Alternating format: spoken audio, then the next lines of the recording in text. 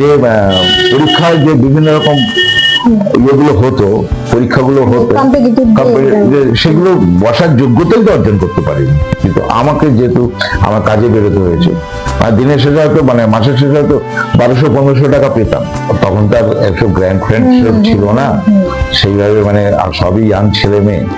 খেলা বলে খেলা ঘর বলে একটা সিরিয়াল ছিল, যেটা সোহমের প্রথম ডেবিউট, প্রথম ও যখন অভিনয় আসে, মানে ছোটবেলার অভিনয় থেকে যখন ও বড় হলো, প্রথম হিরো রোল করে, তাতে আমার একটা ক্যারেক্টার ছিল, একটা বাঙাল ভাষার ক্যারেক্টার। আর যেহেতু মূলত বাঙাল, সেহেতু আমার পক্ষে অ্যাডভান্টেজ হয়েছে, এবং সেটা দেখেই আমাকে দেওয়া হয়েছিল। সেইটাই সময় আজও এতদিন পরেও আমাকে একবারে ছিল।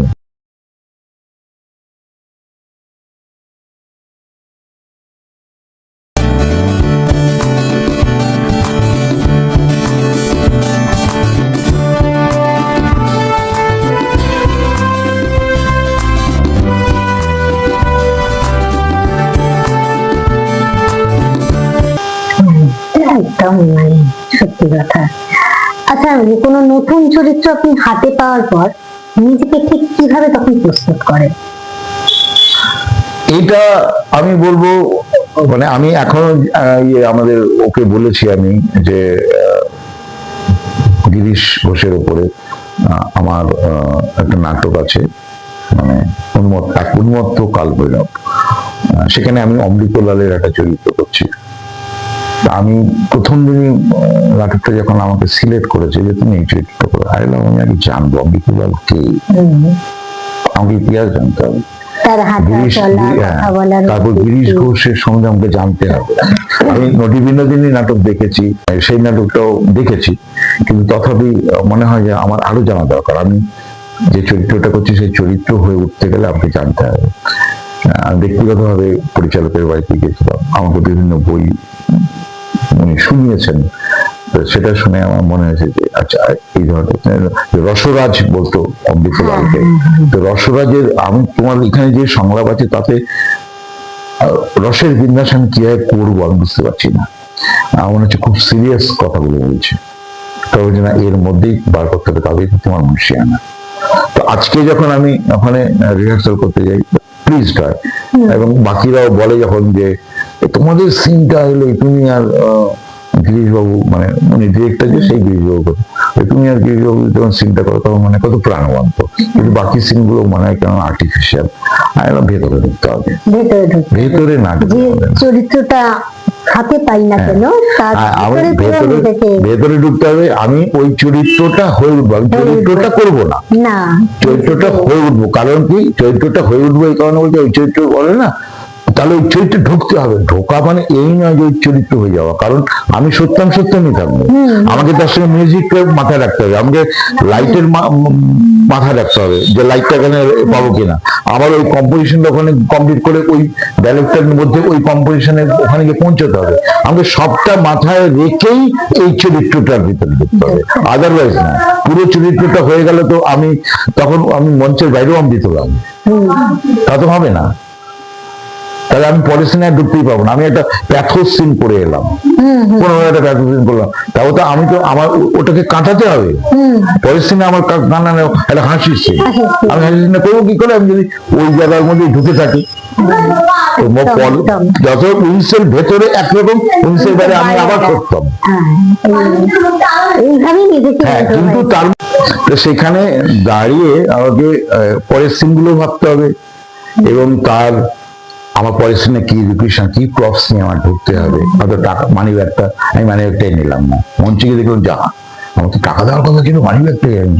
কারণ এই সমস্ত ব্যাপারটা কনসাস না থাকলে কিন্তু একজন পরিণত অভিনেতা অভিনেত্রী হয় না। আমি পরিণত অভিনেতা অভিনেত্রী নই, কিন্তু চেষ্টাটা আমাদের থাকে যে আমার পুরোটা দিয়ে যেন আমি সেই সত্তাটাকে, যে দর্শকগুলো পয়সা দিয়ে সামনে বসে আছেন, আমাকে উপভোগ করছেন, আমি যেন তার কাছে সত্যি হয়ে উঠি, এইটা আমাকে প্রমাণ করতে হবে।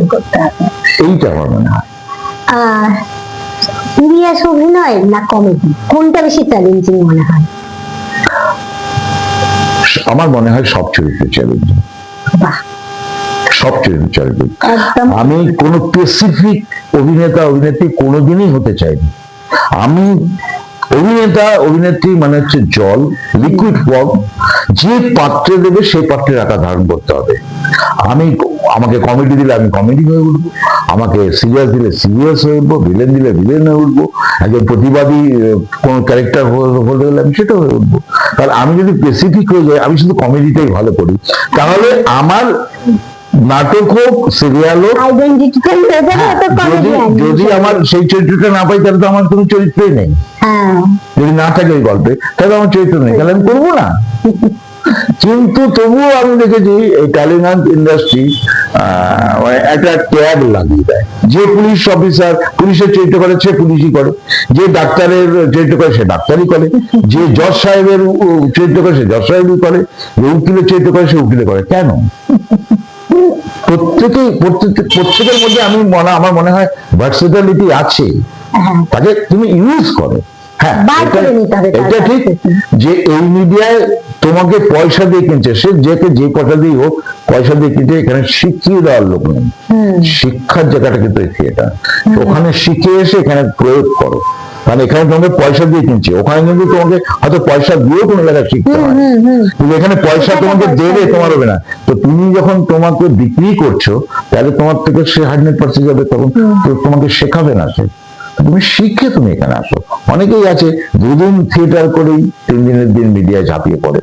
তো ওই কথাটাই বলতে হয় যে মানে সাঁতার না শিখে কিন্তু জলে নামা উচিত না। কিন্তু সবাই নামবে, আমি দেখেছি। এখন তো বিশেষ করে সব ঘরে ঘরেই তাই অবস্থা। হ্যাঁ, মানে এখন এই হাউস অর্থ দিয়ে অর্থ দিয়ে এবং নতুন নতুন ছেলে মেয়েতে ভর্তি হয়ে কিন্তু তাতে কিন্তু মানে খুব ভালোভাবে দেখলে দেখা যাবে যে কোয়ালিটি কিন্তু নামছে। আগে যে সিরিয়াল গুলো হতো, হ্যাঁ, মানে সেগুলো প্রাণ ভরে মানুষ দেখতো, তার গল্প ছিল, গল্পের মধ্যে একাত্ম ছিল। ইভেন মানে বলুন না, যখন আমাদের প্রথম মিডিয়াতে এই ধরনের সিরিয়াল আসে রামায়ণ মহাভারত, মানে একটা ওইটুকু সময়টা নির্দিষ্ট সময় মনে হতো যে বন্ধ, সারা ভারতবর্ষ বন্ধ, প্রত্যেকে দেখতো, তার কি অ্যাট্রাকশনটা ছিল। এবং যদি যথাযথ অভিনয় তারা না দিতে পারতো, তাহলে কিন্তু মানুষ না, ও বুঝে গেছে ভালো না, ভালো হচ্ছে না, এটা বলে তো সে তার নিজের কাজেই ব্যস্ত থাকে।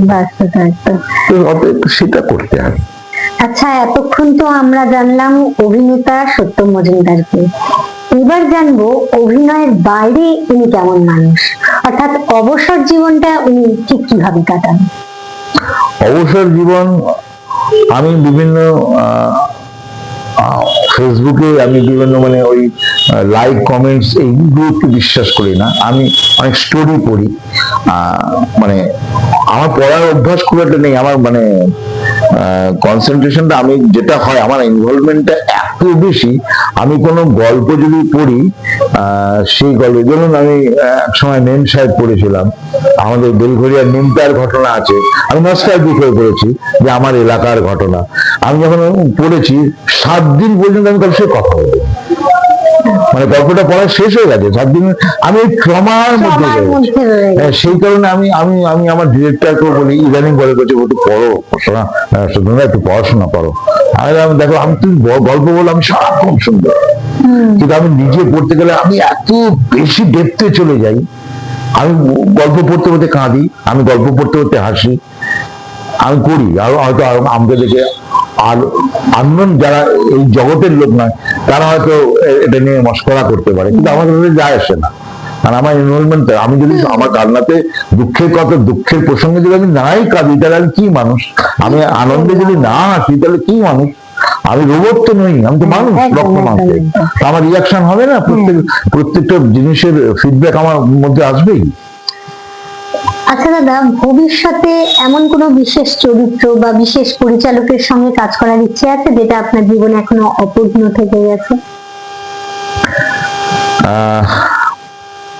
পরিচালক আমার যে ঋতুপর্ণ, ওনার সাথে কাজ করার ইচ্ছে ছিল, আমার সুযোগ হয়নি।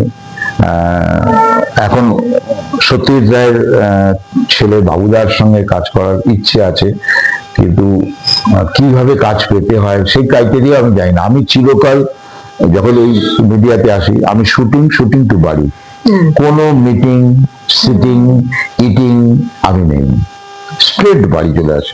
কতক্ষণে বাড়িতে ঢুকবো, বাড়ির লোকগুলোকে দেখবো, কিছুই কাজ নেই হাতে বাড়িতে এসে, ওটাই আমার শান্তি। কিন্তু কোনো জায়গায় মিটিং, আমি জানি এই মিটিং ফিটিং করলে হয়তো যোগাযোগ যেমনি বাড়ে, তেমনি যেমন ভালো হয় তেমনি খারাপও হয়। ওখানেই গাঁজা মদ চরসের আড্ডা হয়, মহিলার আবির্ভাব হয়। আমি সেগুলোর মধ্যে থাকতেই চাই না। আর আমার সেই যোগাযোগও নেই, সত্যিকার যোগাযোগ নেই। ওনার সঙ্গে কাজ করার খুব ইচ্ছে আছে এবং আমার স্বপ্ন পূরণ হয়ে গেছে সেই দিনই। মানে আমি সেদিন বলেও ফেলেছিলাম, যদিও হয়তো আবেগেই বলে ফেলেছিলাম, যে আমি বিগ বির সাথে কাজ করেছি। যে বিগ বির সাথে তার ছবি লাগিয়ে আমি সন্ধ্যেবেলা ধূপ দিতাম, সেই বিগ বির সাথে আমি ছবি করেছি। 3 ছবিতে আমি একটা চরিত্র করেছি, প্রায় 3.5 মিনিট, 1:1। অমিতাভ বচ্চন আর আমি, মানে সে আমার বিশাল বিরাট অভিজ্ঞতা, আমার বিরাট অভিজ্ঞতা। এবং আমি তাকে আদৌ বাংলা আদৌ হিন্দিতে বলেছি যে স্যার আমি আপনাকে পুজো করতাম প্রতিদিন, আমি এখনো বিশ্বাস করতে পারছি না যে মানে আমি আপনার সাথে অভিনয় করবো, মনে হচ্ছে স্বপ্ন দেখছি। উনি আমার গায়ে চিমটি দিয়ে বলবেন, লাগ রা হ্যায়, আমি আঁখ করেছি, লাগ রা হ্যায়, কোই সপন বপন নেই, এই হাকিকত হ্যায়। গলাটাই তো মানে ব্যারিটন গলা। এবং ওনার সঙ্গে কাজে যখন ছিল, আমার দুটো হাঁটু থামছিল না, কিন্তু ওরকম একটা ব্যক্তিত্ব, লাস্ট মোমেন্ট যখন আমি চলে যাই, আমি বাথরুমে গিয়ে একটা বিড়ি টেনে নিজেকে বলি যে তুমি তোমার জায়গায়, আমি আমার জায়গায়, শ্রেষ্ঠ। এবং ওনাকে গিয়ে যেরকম ময়ূর যদি বাঘকে দেখে হিপনোটাইজ হয়ে যায়, বাঘটা ক্রমশ কাছে আসছে তাকেই খেতে, কিন্তু ময়ূর উঠতে পারে না, বাঘের সৌন্দর্য এমন ভাবে হিপনোটাইজ করে। তেমনি আমি ওনাকে দেখে মানে আমি বিশ্বাস করতেছিলাম, আমি ওনার দিকেই তাকিয়ে আছিলাম। তখন যে ডিরেক্টর রিভু ছিল, ডিরেক্টর, সে বলছে সত্যেন্দ্র, তুমি একজন সরকারি অফিসার, যার কাছে ফাইল জমা হতে থাকে, যার পায়ের ঘাম মাথায় যায়, মাথার ঘাম পায়ে আসে না, মানে টেবিলের উপর পা তুলে জিরোয়, সেই ঘামটা মাথায় যায়। তুমি হচ্ছে সেই ধরনের একটা শয়তান হারামি লোক, আর এই হচ্ছে সাধারণ আম জনতা। আমি বুঝতে পারছি তোমার মানে কন্টিনিউয়াসলি তুমি তাকাচ্ছ, কিন্তু তুমি একে পাত্তা দিও না, তুমি কিছু প্রপস ব্যবহার করো। উনি তখন আমাকে দিয়ে দিল, বাচ্চা ছেলে দিব, আমাকে কিছু বলছে তুমি এগুলোর মধ্যে অ্যাক্টিভিটিস এর মধ্যে ইনভলভ থাকো, তাহলে লোকটাকে অতটা দেখবে না, মাঝে মাঝে দেখবে, পাত্তা দেবে না। কিন্তু আম জনতা একটা পুরোনো কেস রিওপেন করতে এসছে, তুমি কেন পাত্তা দেবে, তুমি সরকারি লোক। তখন আমি ওইটা করলাম এবং 3.5 মিনিটের ফুটেজ। এবং তারপরে রিভুর বৌদি হচ্ছে আমাদের বিদিতা, তখন ওর সাথে আমি ওই ম্যাজিক মোটসের একটা সিরিয়াল করতাম, চোখের তারাতেই। তাতে পরবর্তীকালে কমলিকা দিকটা চেঞ্জ করে বিদিতা এসছিলেন ওনার জায়গায়। তো উনি আমাকে বলছে, যখন উনি প্রিমিয়ার হলো, প্রিমিয়ার শোতে উনি গেছিলেন স্বাভাবিকভাবে, যেহেতু দেওর তার ডিরেক্টর, সেই হিসাবে অনারেবল গেস্ট হিসাবে গেছিল। এবং তখন বললো সত্যেন্দ্র, পরের দিন এসে শুটিং হয়েছে, সত্যেন্দ্র তুমি এত বড় একটা কাজ করেছো, একবারও তো বলনি তুমি পৃথ্বীর সাথে অভিনয় করেছো, টালিগঞ্জের অনেক রথী মহারথীরা যে সুযোগ পায়নি, তুমি সেই সুযোগ পেয়েছো। সেটা আমার কপাল, আমাকে ভগবান সাথ দিয়েছে, তাই করেছি। অনেকের সাথে অনেকের সঙ্গে অডিশন দিয়েই আমি পেয়েছি জায়গা।